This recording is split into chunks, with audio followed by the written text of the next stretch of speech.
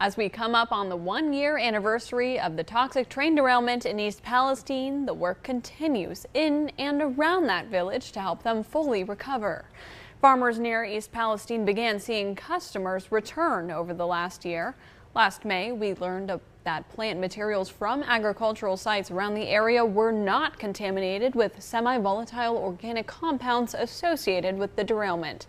So joining me to update how farmers have been doing there and more is Ohio State Extension A&R educator Haley Shoemaker. Haley, great to see you again. Good morning. Thanks for having us.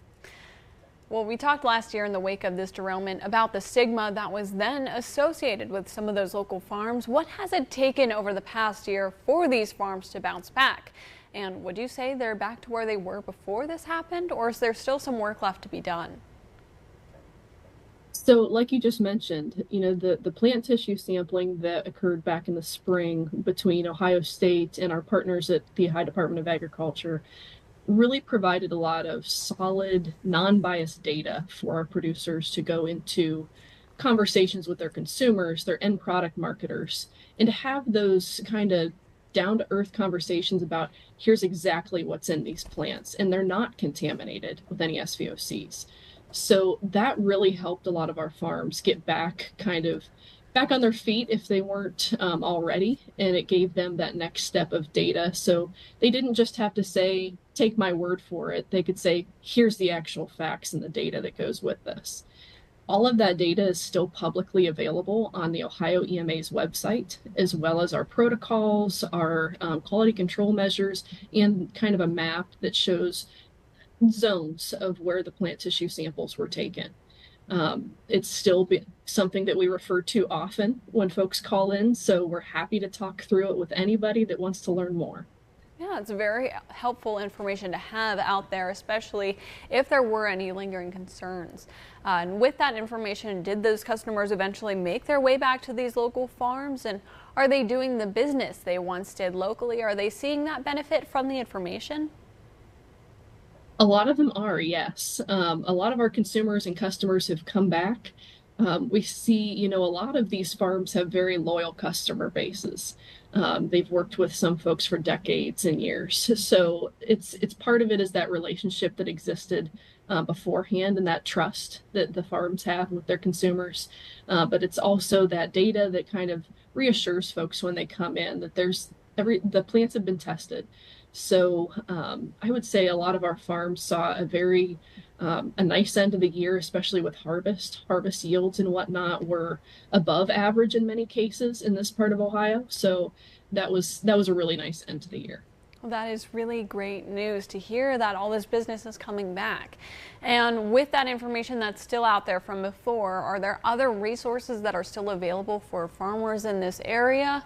Is there stuff being offered alongside the efforts being made to help other parts of this community? Absolutely. So the OSU Extension Office will be a resource from now until forever. So we work very closely with our farms on all aspects of the questions they receive, of what their needs are. And we also partner with the Ohio Department of Agriculture as well as all of our community partners as well. So we're really looking to combine our efforts with, our partners at Soil and Water, our Farm Bureau partners, and ODA to make sure that we're getting all resources to our farms when they need it and as they need it. All right. And before we go, I want to pivot to another point quickly. At the same time as all of this, there's reports out there that America's farming labor force is facing a problem as it gets older and younger people aren't jumping in to help them. Does that seem like it's going to be a problem locally here a few years down the road, or are younger people in the area showing an interest? So that's a trend we're seeing across the U.S. And thankfully in Ohio, if you look at our kind of average age of Ohio farms, we're a bit under the average. Average age of Ohio farmers is about 55 years old. National average is 57, 58. So that's a little bit promising for Ohio. We're going to see the 2022 ag census statistics come out here in a couple weeks, and that'll give us a little more of a refreshed view of what those statistics are leaning towards, whether we're still seeing that age creep up or if we're seeing it kind of stabilize.